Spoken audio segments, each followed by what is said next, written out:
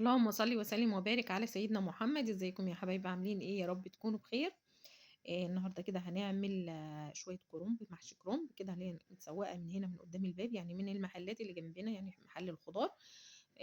ما روحتش السوق وكده واشتريت، عشان خاطر ان الحاجه في السوق يعني لقيت ان السعر مش فارق، يعني سعر بسيط، بيبقى سعر جنيه او حاجه زي كده، بتبقى شيله ومواصلات والكلام ده كله. فلقيت ان هنا قدام الباب يعني من حواليا وكده هوت اوفر بكتير يعني.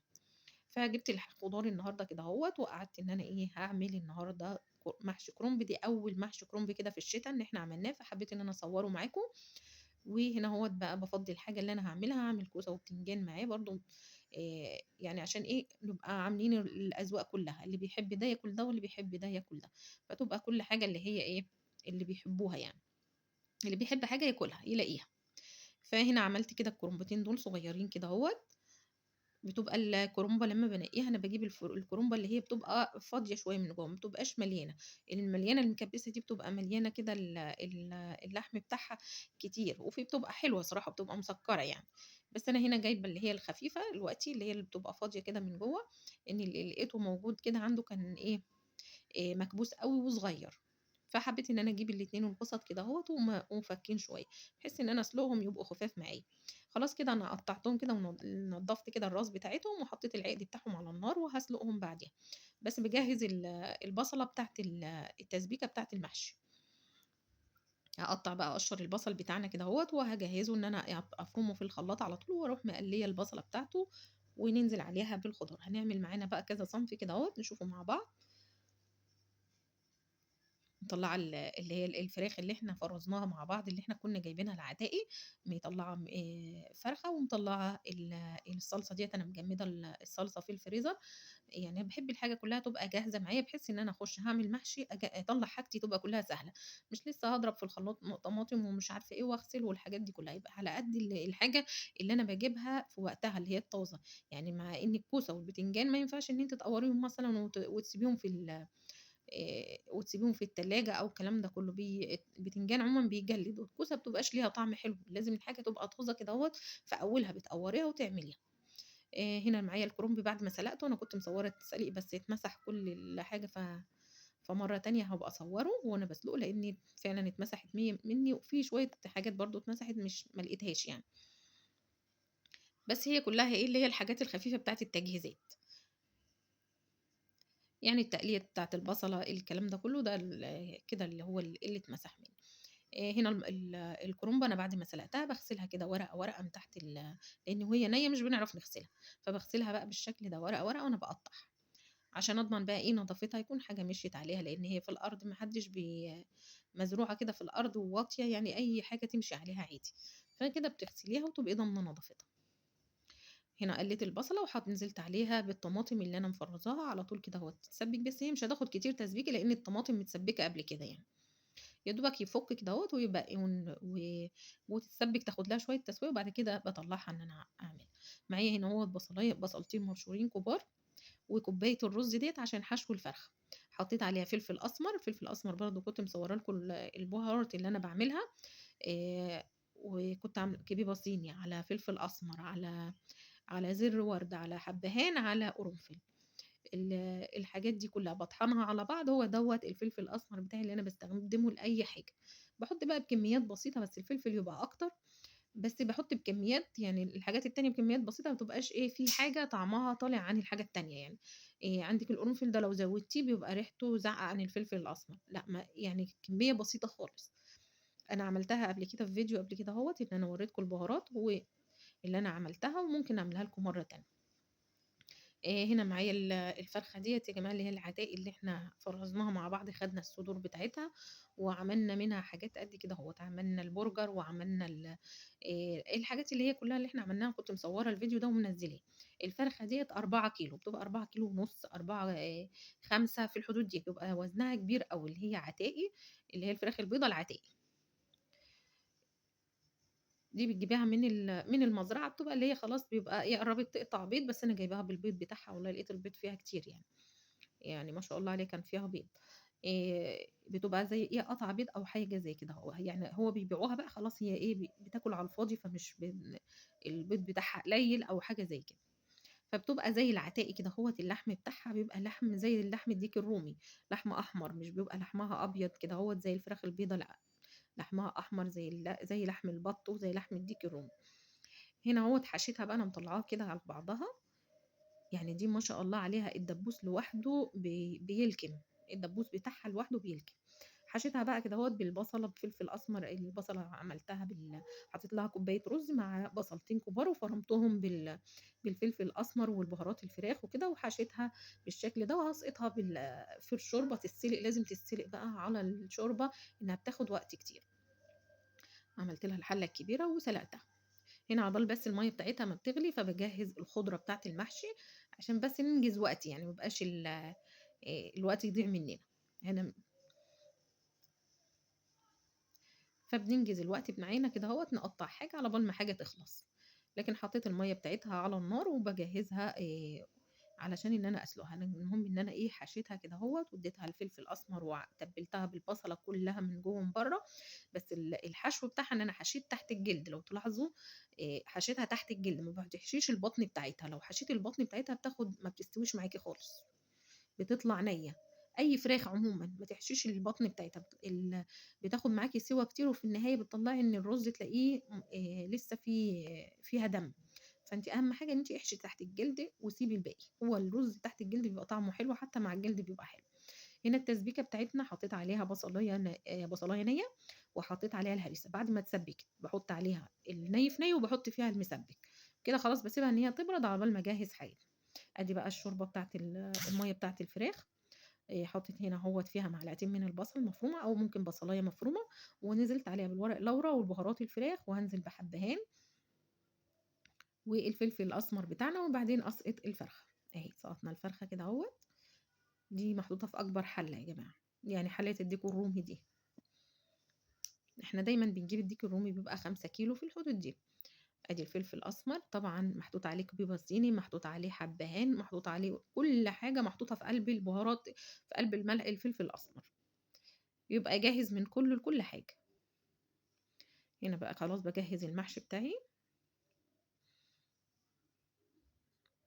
فلفل أسمر حطيت معلقتين صغيّرين اللي هُم معلقتين بتوع البهارات، وحطيت كزبرة، وهاحط معلقة كمون، وهنا أهوّة دي شطة، باحط قليل كده أهوّة تبقى شطة، وهنحط بابريكا، وباحط جنزبيل. في وقت ساعات ما بالاقيش جنزبيل ما باحطوش، فمش شرط إن أنا باحطه يعني دايمًا، لكن أنا يعني أنا باحب الجنزبيل محطوط مع المحشي.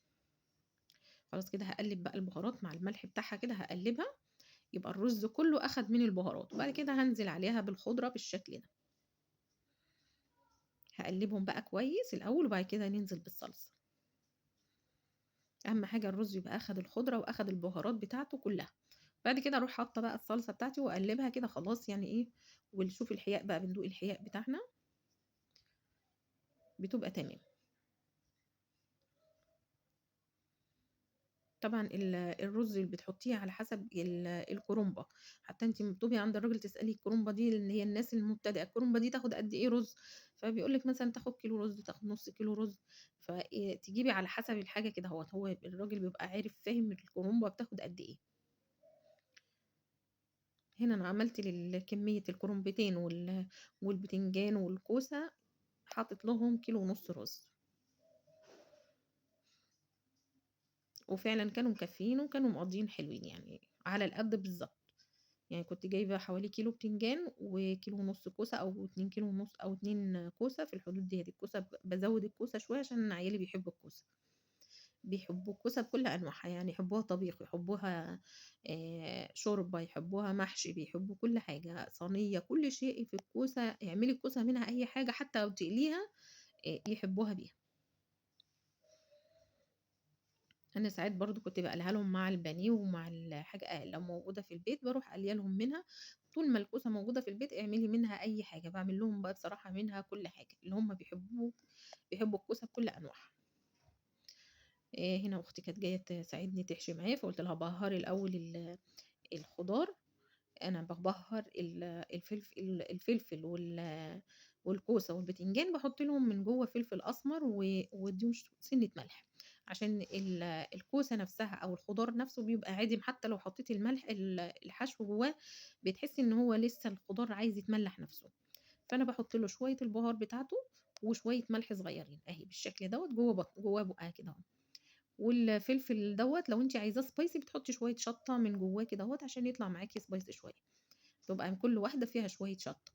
فطبعًا اللي مش بيحبه spicy عايزه زي ما هو كدهوّة يبقى خلاص أنتِ حطّي عليه شوية فلفل أسمر وخلاص صغيّرين بهّريهم بيها.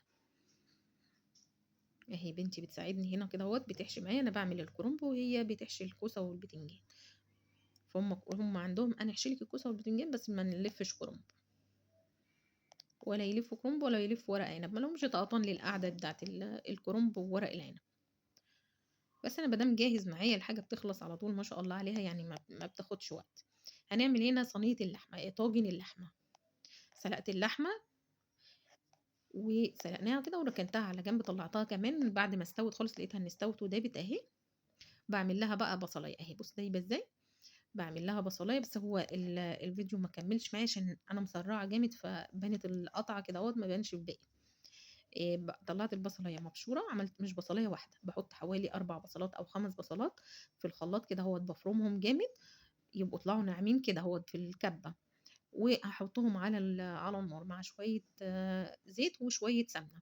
تحطّي زيت وسمنة أو لو زيت بس مش مشكلة، اللي موجود بتحطّيه عليها. وقلّيتهم كده لحد ما دخلت في اللون الأحمر كده البصلة، وبعد كده بانزل عليها باللحمة وأقلّبها شوية، تقلّبيها بس شوية صغيّرين كده تقلّبي فيها شوية، وبعد كده بتنزلي عليها بشوية شوربة. لقيتيها محتاجة إن هي شوربة تاني بتدّيها، لو حطيتيها على النار وسبتيها نشفت تاني الشوربة، بتدّيها شوية شوربة تاني. بس هنا كفاية استكفيت أنا بالشوربة اللي أنا حطيتها لها، وهاحط الباقي كده خلاص وأحطه في الطاجن وندخّله الفرن، يكمّل بقى تسويته في قلب الفرن. هنا حطيت شِلت معلقتين من الصلصة بتاعة المحشي عشان أعمل لسان عصفور وأعمل بيها وأحط معلقة على دي. أهي كده أهوّة، ناخد بقى البصلة كده أهوّة، مش شرط إن أنا باحط البصلة من تحت، فأنا ما لقيتش اللي يكفّي لإن محطوطة على اللحمة كلّها. فطلّعتها كده أهوّة زي ما هي وتحطها في الطاجن بالشكل ده وتدخّليها الفرن، تطلع لِك بقى إيه، كهرمانة بقى بصراحة مش لحمة، حاجة جميلة كده. الطاجن ده هيعجبكم أوي، أوي، أوي، يعني الطاجن ده بصراحة أعيد لي المحشي على جنب. أهو أنا بنحط له بقى شوية ملح، حطيت ملح كتير، الملح بتاع الأكياس ده واللي بنجيبه من المحل من السوبر ماركت ملح مش بيحيّق بصراحة، يعني زوّدت ملح كتير وبرضه لقيت الحاجة عادمة. هنا بقى تطلّعي لي الفرخة بتاعتنا، الديك الرومي بتاعنا، عشان نحطه بقى يكمّل يتحمّر بقى في الفرن، عقبال ما المحشي يستوي والحاجة تستوي يكون هو اتحمّص في الفرن. كده طلّعته، حاجة ما دام تقيلة كده باحط الشوكة في بطنها من جوّه وبالمقصوصة من تحتيها، ترفعها كده أهوّة. هنا بقى المحشي خلاص خلّصته، هاحط له الشوربة بتاعته. أنا هنا ما استعملتش الشوربة اللي أنا عاملاها، عندي شوربة لحمة وعندي شوربة الفراخ. فأنا عندي شوربة فراخ كتير في الفريزر، فقُلت مش هاستعملها، بس عايزة إن أنا أعمل محشي الكرنب بيحب الشوربة الدسمة.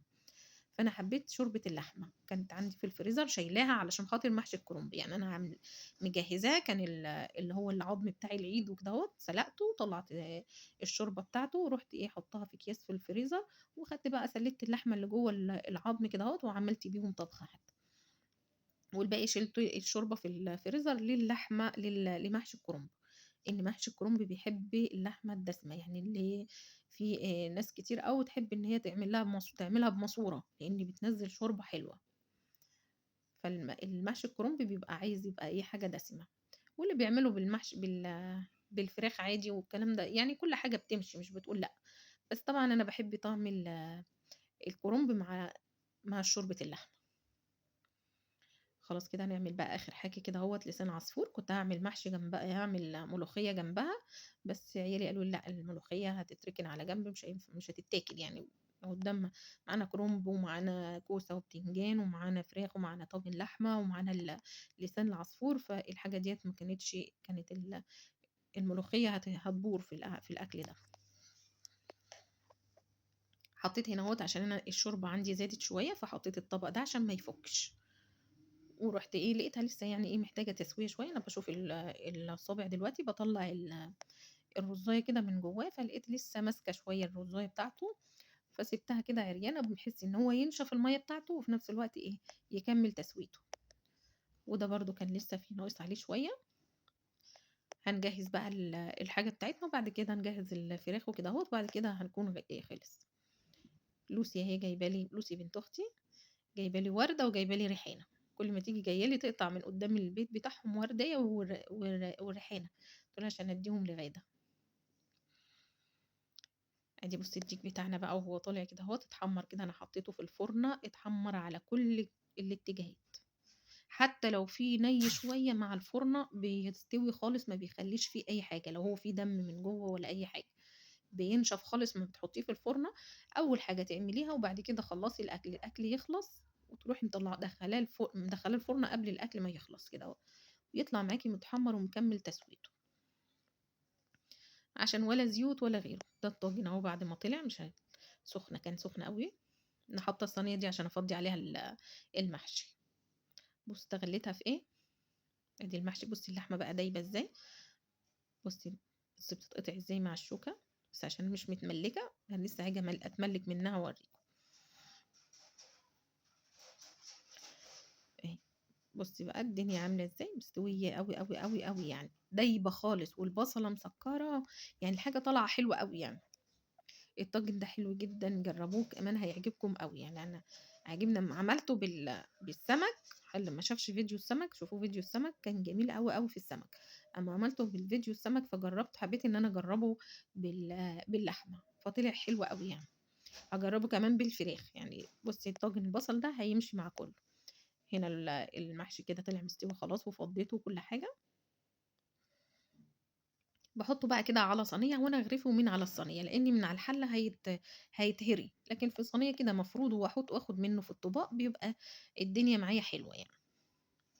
خلاص أهو كده أهوّة، ناخد بقى إيه باغرفه كده أهوّة باحطه في الطباق علشان طبعًا هنفرش في الترابيزة كده، يبقى كل واحد قدّامه حاجة، قدّامه الطبق بتاعه. خلاص كده أهوّة وعملنا شوربة لسان عصفور ونبدأ بقى في في الصينية كلّها، في الترابيزة كلّها. لسان عصفور طالعة حمرا كده من المعلقة الصلصة اللي حطيناها فيها، فبتطلع حمرا. ناقصنا بقى اللي هو محشي الكوسة والبتنجان، هنجيبه كده اهوّة ونحطه برضه في أطباق. بُصّي هنا السمنة اللي هي نزلت من الفرخة، باحطها كده على وش المحشي بتدّي طعم حلو أوي. أهو بالشكل ده، نجيب بقى المحشي التاني نغرفه، يبقى كده إحنا خلّصنا.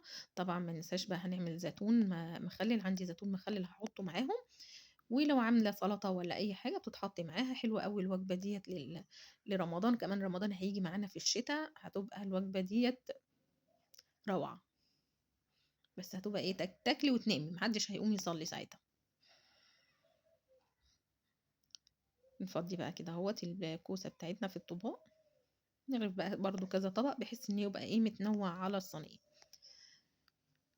عايزاكم تجرّبوا الطاجن البصل ده وتقولوا لي رأيكم، بجد طاجن البصل ده روعة، حاجة جميلة. العيال فتحوا الكاميرا كده.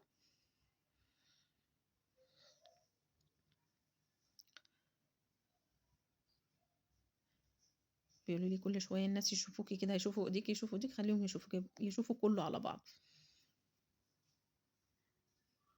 يالّا دي كده بقى الكوسة والمَيّة الصوص بقى اللي نازل منها ده كمان باحطه في أطباق كمان بناكله معاها، يعني يتشرب زي الشوربة، بيبقى طعمه حلو أوي يعني.